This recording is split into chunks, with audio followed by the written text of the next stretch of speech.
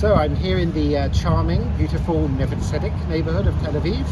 When I'm here, there's a little hidden gem of a museum that I love to pop into. It's not very well known, but let's go and take a look inside. It is the Aden Jewish Heritage Museum. Aden, in fact, doesn't exist anymore, but it lives on inside this museum. Let's take a look. One of the things that intrigues me most about the Visit Aden exhibition museum is when I walk in, is right here we have a big photo saying, "Tell Daddy we are all happy under British rule." I'm from Britain originally, and you have the Prince of Wales's Indian tour. Now, I'm wondering, were they happy under British rule, and exactly what has Aden got to do with Britain? And look, there's a big British flag with some boats in between. Oh look, here's Sarah, who runs the museum. Let's ask her. Morning.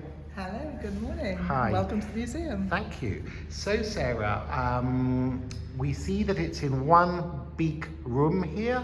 Just tell me about this briefly. So this museum tells the history of the Jewish community of Aden. Aden was a port city and a British colony from 1839 to 1967. And there was a Jewish community who lived in Aden, a community that had roots going back over 1,000 years, who unfortunately finally left as well in 1967 with the end of British rule. And what was the Indian connection then? Why, or the British connection? Right, so the British came to Aden because it's a very strategic port, and they had control of India, so you had the British Indian Empire, and so they wanted Aden as a port on the way to India. And in fact, if we go over here, because I've been here many times, I saw very interesting, it says British passport, and this one says British Indian Empire passport. In fact, for people from England or Britain might know that is the old British passport, pre-European Union, the blue passport, which is coming back. But I've never seen a British Indian passport here before. What else do we have? What's that model over there, Sarah? This is a model of the Great Synagogue that was in Aden, and it was the biggest of all, with space for over 1,000 people. 1,000 people, wow. So it was a really robust Jewish community at the time. It was, yes. Yeah. What else do we have here? What's this? So here you have prayers for the royal family, but as you can see, different royal families. Here you have King George and Queen Mary. This one's from Aden. Here you have one that's to Emperor Haile Selassie. From Ethiopia? Yes. In fact, there's an Ethiopian dollar, I Yes. guess. Yes. Because some of the community from Aden moved to Addis Ababa. Mm-hmm. And I was very interested to learn that there was even a Jewish school here, Yes. Judean club. You have a Young Men's Hebrew Association letters. What else? Here's the school. Tell me about it. Yes, you had a boys' school and a girls' school. Here's a letter from the headmaster. Wow. That's from the boys' school. Yes. We have traditional clothing here and other such things. And of course, being British, I like all these pictures of the royal family. And here is Queen Elizabeth II. What was that? That was taken in Aden on her visit about a year after the coronation. She did a tour of the colonies and she visited Aden. And we have a plate, we have cups, we have maps, and what else? What's this? This is a very interesting souvenir.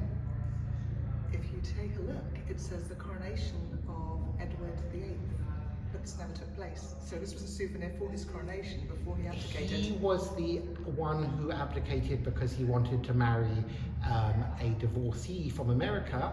And for those of you who've seen The Crown on Netflix recently, his character is fairly prominent in it. Gosh, so it never actually took place. This was prepared without taking place. A real bit of history. Also, if we come over here, there's lots more to see. I think people should pop in here wherever they can. It's free, by the way, although donations are welcome when you come and visit. here's something a little bit sadder, isn't it? Because when the Jews left, there was a kind of pogrom, wasn't there? So Here in the newspaper. Yes, this was really Arab the terror in beginning. Aden. This was really the beginning of the end for the Jewish community. In 1947, 3 days after the United Nations passed the vote in favour of the partition and state of Israel, there were... Don't stop. So 1947, 3 days after the vote in the United Nations for the partition and state of Israel, riots broke out. You can And, see photos here. and in the course of the riots, 87 members of the community were brutally murdered. After These are their this- names, aren't yes, they? That's right. A memorial It's a to lot of them. people, 87. Yeah. Look, here's the report of the Commission of Inquiry into the disturbances in Aden, December 1947, by the Colonial Office of the British government. Here were some of the weapons used to murder Jews. And what's this? Here's some photos of Jewish tombs, cemetery. Yes, this is the old Jewish cemetery, Mhm. which was closed in 1967 when the last members of the community left. And you told me, I think, when we spoke before, that surprisingly and welcomingly, the authorities in Yemen, which is now, Aden's been incorporated into the much bigger country of Yemen, which is quite Islamist in a way, and there's a war going on.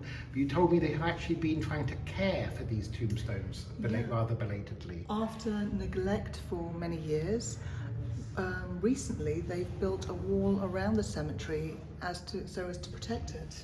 Well, that's welcome, because we hear doom and gloom from Yemen today, so that's good that they are trying to protect. Hopefully it's a positive sign. It's a positive sign. Here we have some of the communal buildings, and I guess these were the burned out photos after the anti-Jewish pogroms. Yeah, these are, you're seeing communal buildings, you're seeing private homes as well. Also, of course, Aden is very important after the opening of the Suez Canal, wasn't it? Because then it became a kind of trade route to India for the British Empire. More than that, it became one of the strategic ports in the world, Wow. because then from Europe, all the shipping traffic was coming through Aden on its way to the Far East, Australia, as well as India, and all of that shipping traffic going back towards Europe. So it became a duty-free port, and that's really the attraction for so many people to move there during British rule. There was also some fairly well-off, wealthy people there, wasn't it? Nice bow tie there, this chap getting married, and the lady in her wedding dress. Yeah, so because of trading opportunities, some of the community became quite wealthy. Textiles, Obviously, I can see. textiles. Yeah. Obviously not everyone, but it was a good life because you really had everything you needed there. As you can see, you had synagogues, you had schools, you had youth clubs. You can Tikva. yeah, Yes, they're putting on a play for Hanukkah. Yeah, really a robust Jewish community. And finally, it's also quite good for younger kids, because when my daughter, who's age 11, came and visited recently, she was fascinated, as were other children, by this, a typewriter, which anyone younger than me and you, probably, people can go like this on it and have fun. And that's what the letters over there in the Jewish school were done by the typewriter, weren't they? Yeah, or something very similar. Yeah. And as we see, people can just walk in here, which is fine. It is a free museum, but of course, anybody who wants to make a contribution, very welcome to. And might I just add, because Sarah's too modest, she's written a very interesting book over there near the entry, with its kind of golden, what's it called again? Passage from Aden. Passage from Aden, in case anybody wants to get it. So thank you, Sarah, and I hope people will come and visit. Thank you so much.